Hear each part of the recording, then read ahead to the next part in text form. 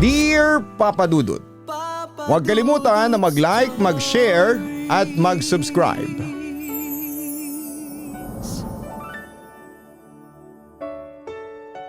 Isa pong magandang araw po sa inyong lahat. Ako po si Joanne Soris de Guzman. Pero tawagin mo na lamang ako sa pangalang Soris. 24 na taong gulang, isang simpleng babae na umibig ng tapat. Nagpakasal ng buong puso.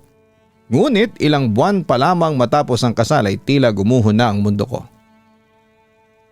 Hindi ko akalain na ang taong pinili ko makasama habang buhay ay siya ring magbibigay sa akin ng pinakamalaking sakit na mararanasan ko. Noong 2015 ay nagkaroon ako ng boyfriend, pangalan niya ay Raydel. Nakilala ko siya sa isang online app. Nasa Manila ako noon bilang kasambahay, 7 taon akong nagtrabaho sa amo ko.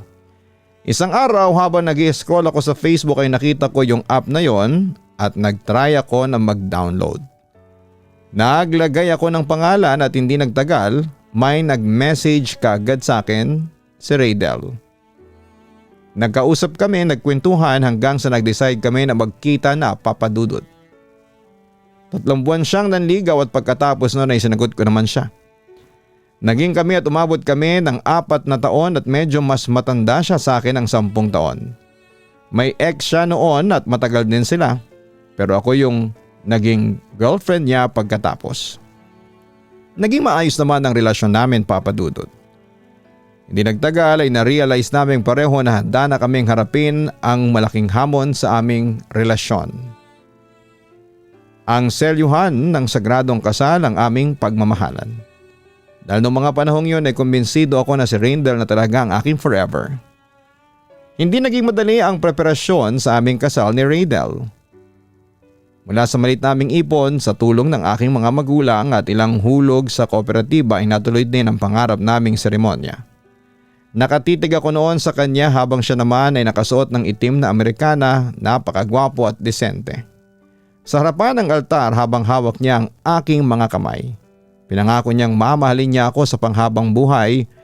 Walang araw noon na hindi ako ngumingiti at sa isip ko ay natagpuan ko na ang aking forever. Ngunit hindi pala ganon kasimple ang lahat. Papa Dudut, makalipas lamang ang 3 buwan mula nang kami ikasal, nagsimula akong makapansin ng mga pagbabago kay Raydel. Madalas siyang umuuwi ng gabi. Dahilan daw ay overtime sa trabaho. May mga pagkakataong nakasilent ang cellphone niya at kapag tinatanong ko, ay lagi niyang sinasabi na wala at pagod lamang siya. Bilang asawa ay sinubukan ko magtiwala dahil yun naman ang nararapat. Ngunit habang tumatagal ay mas lalo akong kinukurot ng hinala. Isang gabi habang ako'y nakahiga sa aming kama, may biglang pumasok na mensahe sa kanyang cellphone na naiwan sa mesa. Hindi ko sana titingnan ngunit ramdam kong may kakaiba na. Nakita ko ang pangalan ng isang babae at nakasulat doon ay ingat ka, love, see you bukas. Same place. Abay, para akong binuhusan ng malamig na tubig. Nanginginig ang aking kamay habang hawak ang kanyang cellphone. Kinabukasan, nagpanggap akong may lakad at hindi pumasok sa trabaho. Sinundan ko siya nang hindi niya alam. Tumigil ang kanyang kotse sa isang hotel sa bayan. Doon ko nakita ang pinakamasakit na larawan ng aking buhay.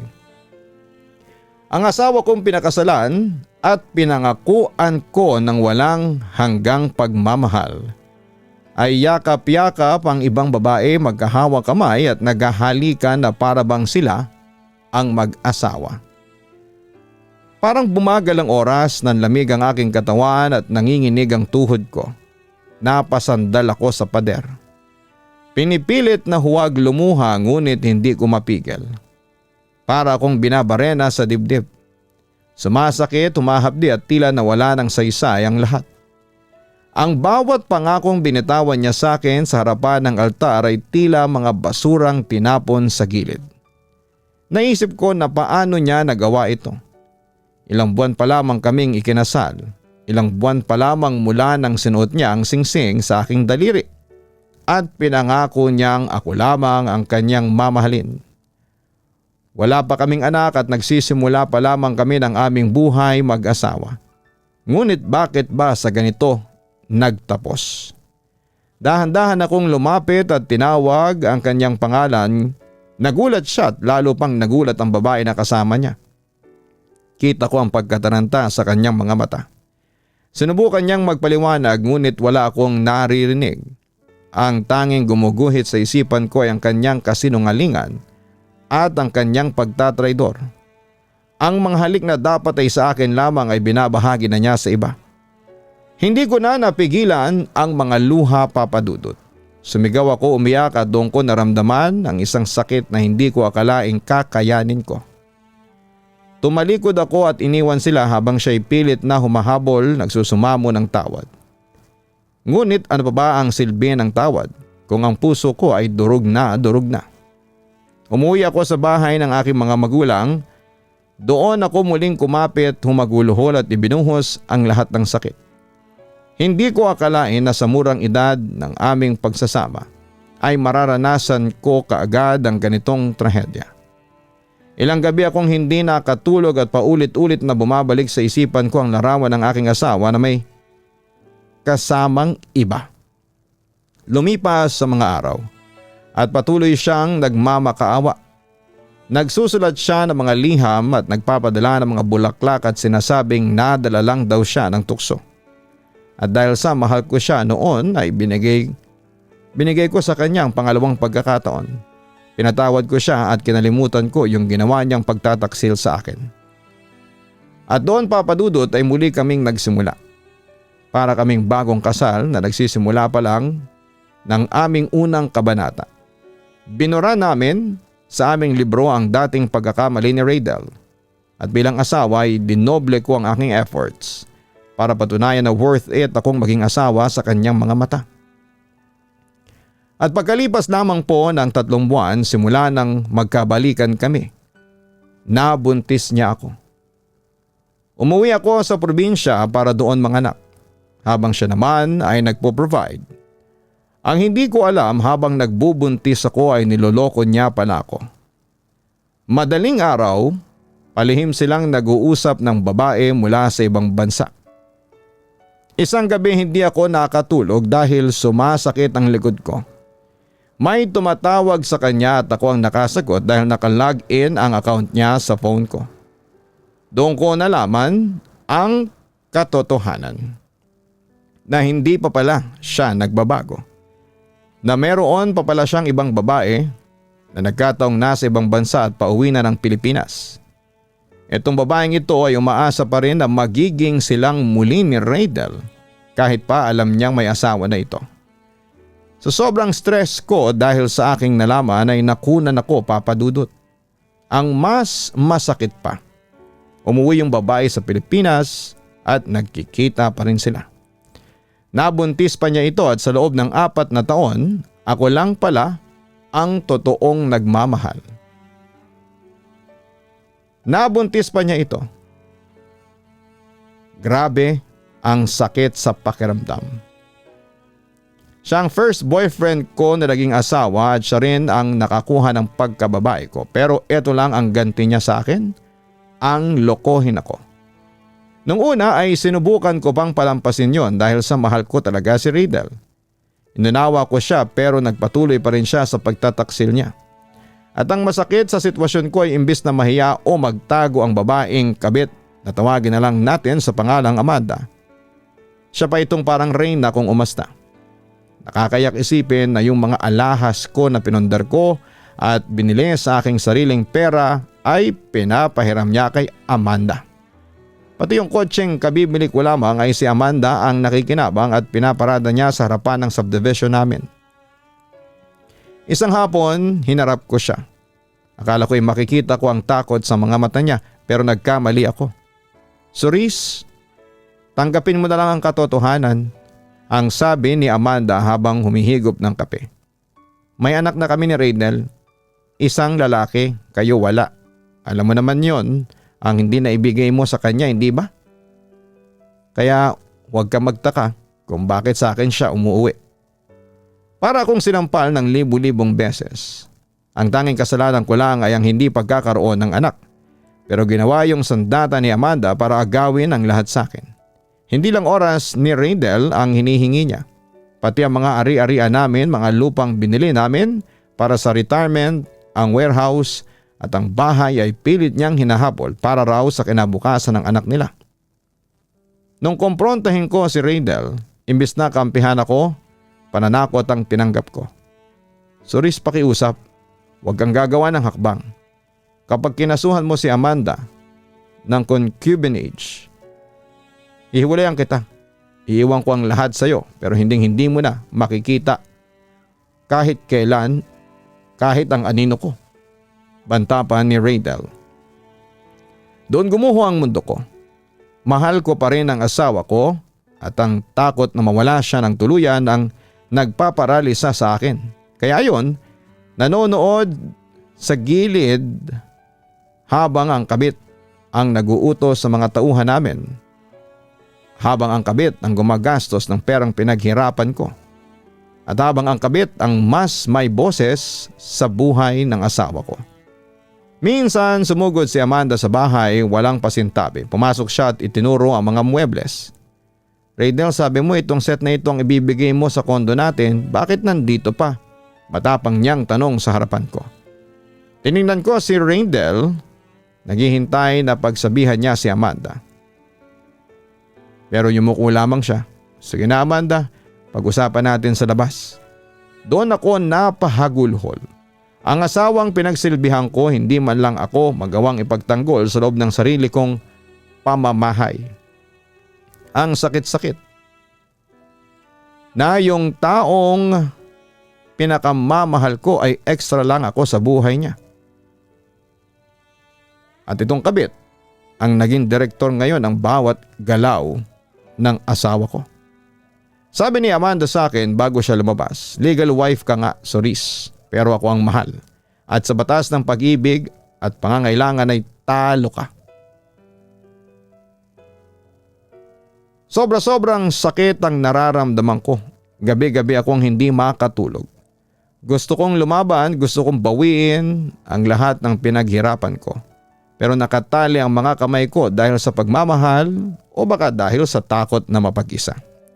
Ang hirap tanggapin na ang kabit ay may ganang manumbat at humabol sa mga pundar mo dahil lang may alas siyang anak. Habang ako naman at tunay na asawa ay parang basahan na pilit na sinasantabi. Kaya napuno na talaga ako, Papa Dudut. Nakipaghiwalay ulit ako kay Rindel pero tumutol noon ang asawa ko. At sinikap ulit niyang suyuin ako.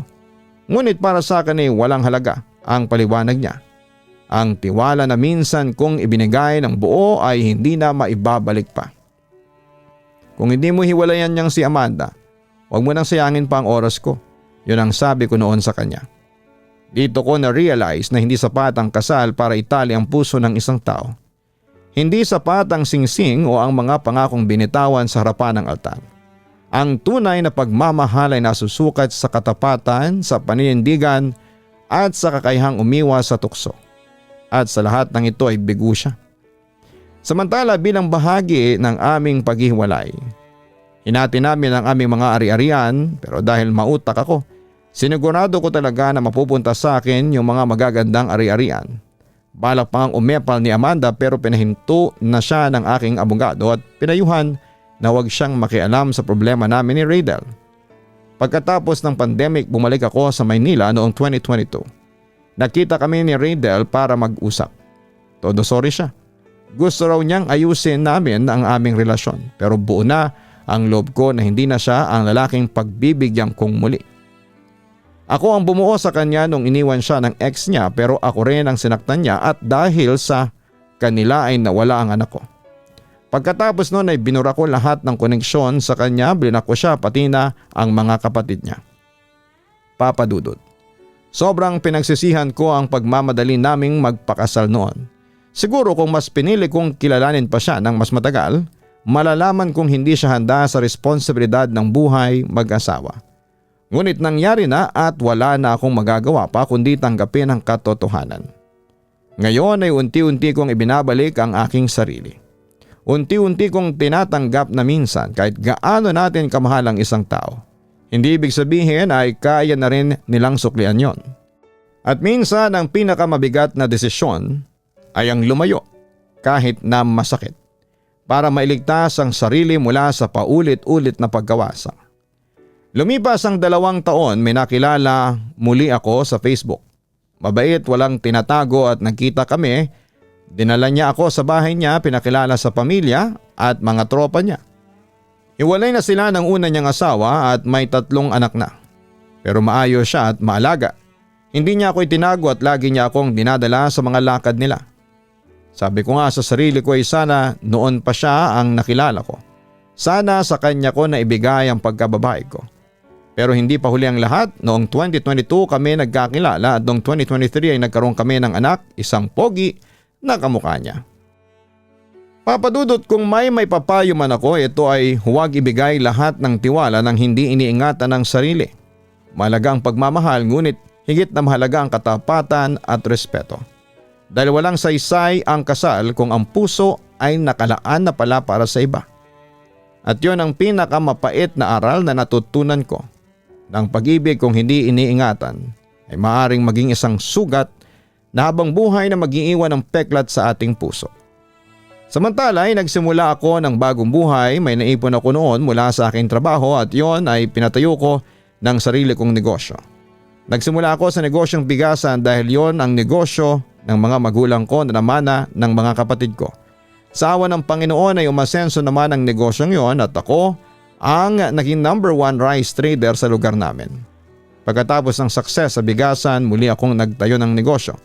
This time ay bakery naman. Nag-aral ako ng baking sa TESDA at lahat ng natutunan ko doon ay in-incorporate ko sa tinayo kong negosyo. Sa una ay nakaranas ako ng struggle at muntik na itong malugi. Pero papadudot, hindi ako sumuko at muling nakabangon ng bakery. At yun, umasenso ang Soris Melts and Drips. Katunayan, ito lamang 2025 ay nagkaroon kami ng second branch sa Laguna, while ang main branch namin ay nasa Quezon City. Papadudot, sobrang naging pasasalamat ko sa Panginoon dahil sa success ng aking mga negosyo at ang masaya pa ay nakakatulong pa ako sa mga taong walang trabaho na mabigyan ng disenteng pagkakakitaan. Sa kabilang banda, wala na akong masyadong naging balita kay Raydel bagamat gumugulong pa rin ang annulment case namin, basta ang alam ko lang ay hindi sila okay ni Amanda. At ayon sa isang kapatid ni Raydel na close ko ay parang nagsisisi daw ang asawa ko na pinakawalan daw ako para lang sa isang babaeng makasarili at sobrang entitled tulad ni Amanda. Pero kung ako ang tatanungin, wala na akong pakialam. Total ay wala na rin naman akong pagmamahal na natitira kay Raydel. Sa ngayon, papadudot, ay masaya na ang buhay ko. Hindi man naging maganda ang buhay may asawa ko. Pero hindi ko naramdaman na pinabayaan ako ng Diyos. Bagos ay tinulungan niya talaga akong makaangat mula sa pagkakadapa. Kaya sa mga babaeng nakakaranas ng problema sa relasyon nila ng kanilang asawa, kung kinakailangan ninyo nang i-give up dahil sa tingin ninyo ay wala nang mangyayari, i-give up at pakawalan nyo na. Huwag kayong manghinayang dahil kung talagang mahal nila kayo, hindi nila kayo sasaktan, physically man or emotionally.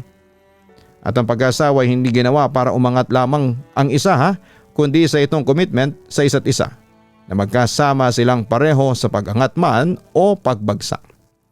Walang iwanan sa ere at higit sa lahat ay wala nang aabuso ng kabaitang binigay ninyo para sa isa't isa. Papadudot, hanggang dito na lamang po ang sulat ko. Maraming salamat and more power sa inyong programa. Lubos na gumagalang, Soris. Maraming salamat kay Soris sa pag-share mo ng iyong kwento sa aming programa. Hindi man naging maganda ang buhay mo, kapiling ang iyong asawa, at least nung hiniwalayan mo siya, ay nagkaroon ka ng peace of mind at kung nawala man siya sa iyo, ay may mga dumating na swerte sa iyong buhay. Patunay ang kwento mo na hindi pinapabayaan ng Diyos sa mga taong naagrabyado, na may hustisya sa bawat sakit at pagkakamaling ibinibigay sa iyo ng taong inakala mong forever mo. Nawala man si Raydel, at least ay umasenso naman ang buhay mo at nagkaroon ka pa ng kapayapaan. Huwag niyo pong kalimutan na suportahan ang pinakabagong TV show ng inyong si Papa Dudut, ang Barangay Love Stories TV adaptation. Simula po September, mapapanood na po ang Barangay Love Stories sa TV sa GMA. Abangan po ninyo ang iba pang mga detalye sa mga susunod na araw. Sana po ay suportahan po ninyo ang Barangay Love Stories TV adaptation. Nasa TV na ang Forever.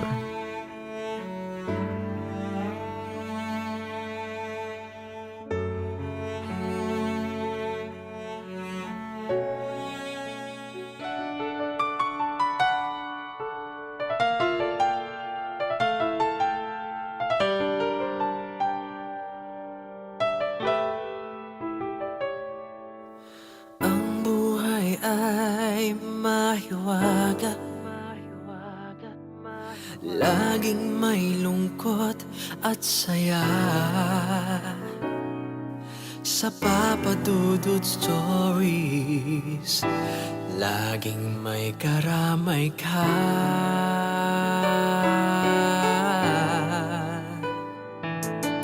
Mga problemang kaibigan,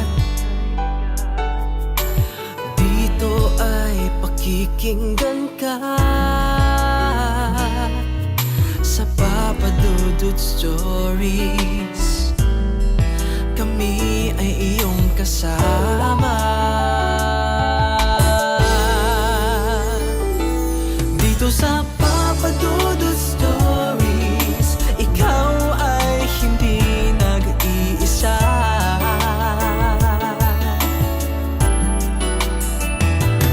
Dito sa Papa Dudut Stories, may nagmamahal sa'yo. Papa Dudut Stories, Papa Dudut Stories,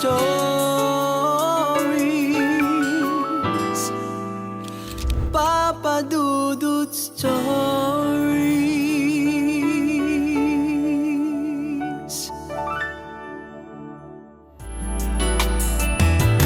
Dito sa Papa Dudut Stories, may nagmamahal sa'yo. Papa Dudut Stories, Papa Dudut Stories. Hello mga ka-online, si Papa Dudut po ito. Nagustuhan niyo ba ang kwento natin ngayong araw? Pwede kayong mag-post ng inyong mga komento at huwag din kalimutan na mag-like, mag-share at mag-subscribe. Maraming salamat po.